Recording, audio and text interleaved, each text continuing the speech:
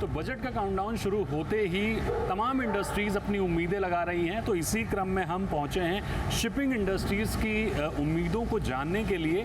तो आज हम इस शिप पर हैं जहां पर आप देख सकते हैं कि 120 गाड़ियां यहां पर उनकी कैपेसिटी, हालांकि आज 120 गाड़ियां नहीं हैं। आने वाले समय में आप अक्सर देखेंगे वीकेंड पे यहां पर तमाम गाड़ियां होती हैं।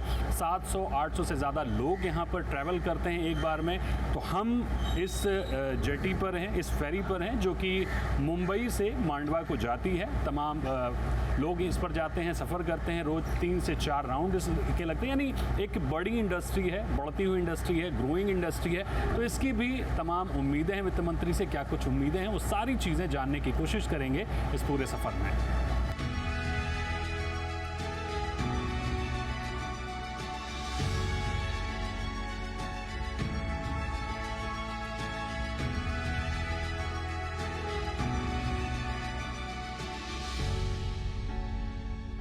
आज हम मुंबई के स्पोर्ट पर हैं। यहाँ पर वाटरवेज शुरू हुआ है। वाटरवेज पिछले 5 साल से चल रहा है, लेकिन इस इंडस्ट्री की भी तमाम उम्मीदें हैं। समझने की कोशिश करेंगे M2M की पार्टनर देविका जी से। देविका जी, कैसी हैं आप? हमको thank you for having me. सबसे पहले तो आपको बताना चाहूँगा आपकी शिप बहुत ही शानदार है और अभी हमने देखा इसमें करीब बहुत सारी कारें थीं और बहुत सारे लोग थे और उन्होंने काफ़ी अच्छे से एंजॉय किया इस पूरे टूर को। तो आपको मैं बता दूं कि मुंबई से मांडवा के लिए ये शिप चलती है। 3 से 4 फेरे इसके लगते हैं। तो ये जो पूरा प्रोसेस है वो समझेंगे देविका जी से। और इस बिज़नेस को चलाना आसान है या थोड़ा कठिन है, और अगर कठिन है तो उसमें वित्त मंत्री किस तरह से सहयोग कर सकती हैं, उन चीज़ों को समझने की कोशिश करेंगे। तो देविका जी, मेरा सबसे पहला सवाल तो आपसे यही होगा कि इस इंडस्ट्री में आप एक तरह से पायनियर हैं, सबसे पहले आपने शुरू किया है। कैसा एक्सपीरियंस है और किस तरह के जो चैलेंजेस हैं वो आप फेस कर रही हैं? सो हमने 2020 में स्टार्ट किया था। आई थिंक दैट टाइम इंडिया में हम गुजरात के अलावा हम ही पहले थे। एंड महाराष्ट्र में ये सबसे लार्जेस्ट ओपैक्स फेरी सर्विस है। ये सर्विस आपने देखा था कि we carry 780 passengers and 120 cars. तो ये मास ट्रांसपोर्टेशन है जो आप 4 घंटे का रोड बाय रोड जा सकते हैं, वो सिर्फ 1 घंटे बाय सी कर सकते हैं। तो ये एक्सपीरियंस एकदम अनोखा है। हमारे शिप पे एमेनिटीज़ है जैसे रेस्टोरेंट्स, बार, कैफेटेरिया, एक अलग पेट सेक्शन भी है और सब लोग अपने गाड़ियाँ, बाइक, साइकिल सब लेके जा सकते साथ में। आई थिंक वो एकदम अनोखा सफ़र है and at the same time experience the lovely waterways while sailing across to Alibaug. आपने काफ़ी अच्छे से बताया कि किस तरह से आप इसको ऑपरेट कर रही हैं। मैं स्टैट्स जानने की कोशिश करूंगा कि पिछले 5 साल आपको हो गए इसको चलाते हुए। शुरुआत में ही कठिनाइयों का सामना करना पड़ा, कोविड आ गया। अब क्या स्टैट्स हैं, कितने लोग अब तक सफ़र कर चुके हैं, कितनी कारें सफ़र कर चुकी हैं, बिज़नेस कितना वाइबल हुआ है, कितना वाइबल नहीं हुआ है? सो 2020 से अभी तक we carried over 20 lakh passengers, 4 lakh गाड़ियाँ, 1 lakh bikes and it has save, जैसे आप टाइम सेविंग होता है, 16 घंटे का टाइम सेविंग हो गया, 16 lakh hours and fuel saving भी है, 36 लाख फ्यूल सेविंग भी हो गया। सो ये बेनिफिट्स इतना ज़्यादा है पब्लिक के लिए बिकॉज आपका कार्बन डाइऑक्साइड एमिशंस भी कम होते हैं। सब गाड़ियाँ साथ में इस पे चलते तो कार्बन डाइऑक्साइड एमिशंस भी कम होते हैं। कठिनाई तो बहुत हुई है। It's not been an easy process because this is such a new industry जो हमें भी, हम इंटरनेशनल सीख के आए थे कैसे इसको चलाने, कैसे करने। हमारा क्रू इंटरनेशनली ट्रेंड है, बट एक्सपीरियंस हमारा क्या सोच है कि एक्सपीरियंस, हमें बेस्ट एक्सपीरियंस देना है पब्लिक को। So people are there, they come on weekdays, weekends, holidays, groups में आते हैं, फैमिली के साथ आते हैं, फ्रेंड्स के साथ आते हैं। मुंबई में हमने देखा कि जब से ये मुंबई टू मांडवा की कनेक्टिविटी आई है, इसने लोगों का जीवन बहुत आसान कर दिया है। तो वाटरवेज कितना इम्पॉर्टेंट है? वाटरवेज बहुत इंपॉर्टेंट है। आई थिंक 5 साल पहले जो गवर्नमेंट ने वाटर कनेक्टिविटी के लिए किया है, आई थिंक आप visionary prime minister came out with the scheme of Sagarmala program, उसके अंदर इतना बढ़ गया है। एंड पहले जो फोकस होता था लॉजिस्टिक मैरीटाइम सेक्टर पे, अभी फोकस आ गया है पैसेंजर वाटर ट्रांसपोर्टेशन पे। Connecting riverways, connecting waterways, connecting seas, इतने बेनिफिट्स और इतने, हमारा कोस्ट लाइन, आपको पता है हमारा कोस्ट लाइन है 7,500 किलोमीटर्स लॉन्ग। इतना कुछ हो सकता है and we are seeing that जो पिछले 5 साल में देख रहे हैं वो पहले 20 साल पहले कुछ नहीं था. So very proud to be part of the whole association. तो देविका जी, अब मेरा सवाल आपसे जो सबसे अहम है वो ये होगा कि बिजनेस में ठीक है बहुत अच्छा चल रहा है, लेकिन जो कठिनाई हैं उनको वित्त मंत्री किस तरह से कम कर सकती हैं? उनमें आपकी उम्मीदें हैं कि आप वित्त मंत्री से, क्योंकि हमने आपसे जब बात की तो हमें समझ में आया है कि जीएसटी का इशू है, फ्यूल का इशू है, फाइनेंस का इशू है और भी बहुत सारे इश्यूज़ हैं. तो उनको किस तरह से कम किया जा सकता है? क्या वित्त मंत्री कर सकती हैं? काफ़ी इशू है. पहले कमिंग टू जीएसटी, अभी जीएसटी का इशू ऐसा है कि पॉलिसी निकला था गवर्नमेंट से for inland water transport. Passenger ticket पे कोई जीएसटी लागू नहीं है. तो आपका जो पैसेंजर टिकट है 390 rupees, this no plus GST, it's inclusive of everything. Challenge ये होता है कि हमारा जो इनपुट कॉस्ट है, ये शिप का कॉस्ट है या मशीनरी, जो भी आप जो देखो आजू बाजू सबका कॉस्ट पे जीएसटी लगता है.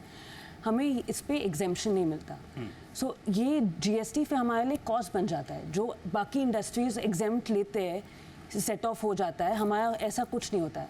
सो कॉस्ट जो हमने बजट किया था वर्सेस अभी जो है जीएसटी लग के इतना बढ़ गया है. So GST request is for the government is either get the GST reimbursed to the operator और second जो हमारे purchases होते हैं उस पे सब GST सेट ऑफ होना चाहिए. मेरा अगला सवाल होगा, फ्यूल कॉस्ट को लेकर भी आप लोग अक्सर बात करते रहते हैं. कौन सा फ्यूल यूज़ होता है, क्या कॉस्ट पड़ती है? क्योंकि हम देख रहे हैं करीब 65% शायद लागत फ्यूल की ही आती है. सो फ्यूल जो है हम यूज़ करते हैं HF HSD फ्यूल. ये फ्यूल जो है पहले हमने जब 2020 में सर्विस स्टार्ट किया था, फ्यूल कॉस्ट 75% कम था तब. अभी fuel cost is gone up by, I mean the fuel price is gone up by 75% और हमने इतना अकाउंट भी नहीं किया था. सिंपल थिंग इज़ आपने जो हम पहले जो बात कर रहे थे 65% is a fuel operating cost. इतना ज़्यादा कॉस्ट होता है फ्यूल, उसके ऊपर वैट और एक्साइज लग जाता है. वैट भी गवर्नमेंट को जाता है, VAT is okay state, excise is centre, but दोनों is an tax and this tax hurts the operators. Because अगर गवर्नमेंट देख सकते हैं कि एग्जेम्पशन दे सकते हैं फॉर एक्साइज एंड वैट, ये सर्विस में आई थिंक लगभग 30-35% और 40% इज़ टैक्सेस कॉस्ट. ये कम हो सकता है. तो कॉस्ट इफेक्टिव होना भी बहुत ज़रूरी है लोगों के लिए भी, आपके लिए भी. अभी आपका एक रोपैक्स है, उम्मीद है आने वाले समय में हम और ज़्यादा देखेंगे, क्योंकि जिस तरह से हम यहाँ पर लोगों का इंटरेस्ट देख रहे हैं, काफ़ी मात्रा में लोग आते हैं वीकेंड्स पे, डेफिनेटली और भी ज़्यादा लोग आते होंगे. तो किस तरह से इसको कॉस्ट इफेक्टिव और ज़्यादा बनाया जा सकता है ताकि आपके लिए भी कॉस्ट इफेक्टिव हो और जो आपके टूरिस्ट हैं उनके लिए भी हो? तो रोपैक्स क्या होता है, हम मास ट्रांसपोर्टेशन करते हैं. 780 पैसेंजर्स एंड 120 कार्स जो हमारा कैपेसिटी है. मास ट्रांसपोर्टेशन और कहाँ होता है? रेलवेज़ में होता है. रेलवेज़ में 53% का सब्सिडी मिल जाता है उन्हें. बसेस होते हैं और एयरलाइंस को जो टियर 2 और टियर 3 सिटीज़ होते हैं उनको उड़ान स्कीम मिल जाता है. अभी उड़ान स्कीम क्या है? उड़े देश का आम नागरिक, उनको वो मिल जाता है. ऐसा कुछ पॉलिसी वाटर ट्रांसपोर्टेशन के लिए क्यों नहीं होता है? सिमिलर हम भी मास ट्रांसपोर्टेशन करें, राइट? VGF होना चाहिए. There should be a viability gap funding. जो उड़ान स्कीम है, जो सब्सिडी रेलवेज को मिल रहा है, वैसे there should be a base price for ropax ferry tickets. जहाँ गवर्नमेंट वो बेस प्राइस दे देता है, उसके ऊपर जो प्राइस है वो पैसेंजर भर देता है. ये इसके वजह से इतना बढ़ सकता है ropax. There can be one ropax I think in every city in our country. Another interesting thing is जो हमारे पॉलिसीज़ बनते हैं गवर्नमेंट से, ये पॉलिसी अलग होते हैं अलग मैरिटाइम बोर्ड से. हम बॉम्बे में ऑपरेट करें, मांडवा में ऑपरेट करते हैं, ये पॉलिसी सब अलग अलग है. सो टैक्स जो मैं गवर्नमेंट को मांडवा में पे करती हूँ वो अलग होता है, टैक्स जो बॉम्बे में पे करती हूँ वो अलग होता है. There should be one systematic policy everywhere. एक पॉलिसी होना चाहिए for all the ropaxes in the country.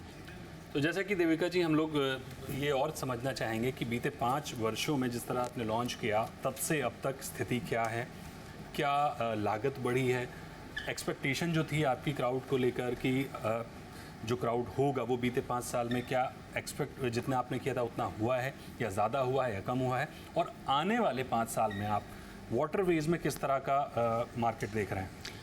5 साल में बहुत इम्प्रूवमेंट हुआ है in terms of weekend tourist traffic. हमारा सर्विस ऐसा है कि ये टूरिज्म ड्रिवन है, तो Diwali, Christmas, new years, Republic day, independence day पे लोग आ जाते हैं। बट उसके बाद पिछले 4 साल में हमारा कंपटीशन भी है। हम we are competing against railways जिस पे सब्सिडी है, we are competing against recently launch Atal Setu जिसने भी गवर्नमेंट ने बिल्ड किया है। एंड ऐसे हमारा होप है कि अगले 5 सालों में हम इसको और 10 गुना बढ़ा सकते हैं। लेकिन क्या ये उतना कॉस्ट इफेक्टिव रहेगा? बिकॉज जैसे आपने बोला चैलेंजेस आपको अटल सेतु के साथ है, आपने बोला रेलवेज के साथ है, जाहिर तौर पर आगे भी महंगाई बढ़ेगी, बिल्कुल जी। इतना कॉस्ट इफेक्टिव रहेगा लोगों के लिए? बिल्कुल रहेगा। अगर VGF आ सकता है, वो VGF government based price ticket पर पे कर सकते हैं, balance price can be paid by the passenger, तो डेफिनेटली कॉस्ट इफेक्टिव हो सकता है। इसके इतने बेनिफिट्स हैं, जैसे CO2 एमिशंस के रिडक्शंस हो सकते हैं अगर आप रोपैक्स पे ट्रैवल करो, टाइम सेव हो सकता है। इतने बेनिफिट्स देख के क्यों नहीं ये, and people today value the time, they value experiences. आज लोग क्यों आते थे? अलग एक्सपीरियंस है, एकदम अनोखा एक्सपीरियंस है। अभी तक इसके पहले लोग क्रूज़ नहीं कर सकते थे, अभी 400 रुपये में क्रूज़ कर सकते हैं। I think that is simple for a normal public to enjoy these facilities. इस सेक्टर को, वाटरवेज के फ्यूचर को अगर हम देखें, क्रूज़ के फ्यूचर को अगर आप देखें, तो आने वाले वर्षों में आप इसको कितना और बड़ा होते हुए देख रहे हैं इस पूरे बिजनेस को? अगर गवर्नमेंट का सपोर्ट रहा, आई थिंक हर सिटी में एक रोपैक्स हो सकता है। हमारा coast line is 7,500 kilometres long, हर एक सिटी में रोपैक्स हो सकता है। क्यों नहीं? ग्रीस का industry flourishes on RoPax and cruise tourism. As a country, they're flourishing only a basis on this tourism. उनका जो उनको टूरिज्म मिलता है 6 महीने 8 महीने पूरा साल का निकल जाता है, और गवर्नमेंट उनको सपोर्ट करते हैं, सब्सिडी देते हैं। So why not? I think it's so much more possible in our country. तो बहुत शुक्रिया करेंगे देविका जी आपका हमारे साथ बात करने के लिए। तो जैसा कि देविका जी ने बताया कि ये जो इंडस्ट्री है काफ़ी ग्रोइंग इंडस्ट्री है, तेज़ी से आगे बढ़ रही है, लेकिन बहुत सारी डिमांड भी हैं। डिमांड क्या है? GST को लेकर कुछ दिक्कतें हैं, फ्यूल की लागत को लेकर कुछ दिक्कतें हैं, सब्सिडी को लेकर कुछ दिक्कतें हैं, आसान फाइनेंस को लेकर कुछ दिक्कतें हैं, जिन पर अगर वित्त मंत्री ध्यान देती हैं तो ये इंडस्ट्री वाटरवेज और ज़्यादा सुदृढ़ और ज़्यादा बेहतर होता हुआ नजर आता है।